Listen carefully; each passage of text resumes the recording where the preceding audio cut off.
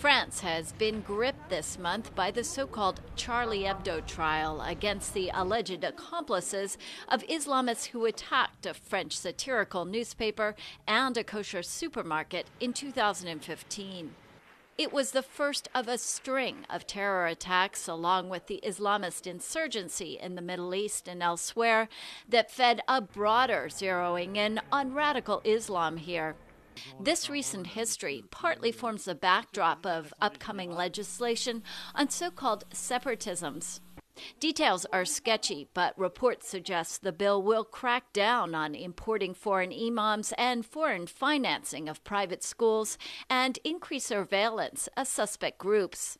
The government says it aims to fight so-called enemies of France, of French values and way of life. Officials say those enemies also include groups like white supremacists. Alexandre del Valle welcomes the legislation. He co-authored a book about the Muslim Brotherhood's alleged quest to infiltrate and conquer the West. I think it's necessary, first of all, to ban any organization that jeopardize our Western, French, Republican and secular value. First of it, Muslim Brotherhood are the most fanatics among the radical Islam organization. Government officials say the measure does not intend to target moderate Islam. A recent Adoxa poll shows most French surveyed approve of a separatism bill, but some Muslim leaders and groups worry it will unfairly single them out. Donc, la question de la violence n'appartient pas à une communauté. Violence doesn't belong to a certain community. Terrorism doesn't belong to a single community.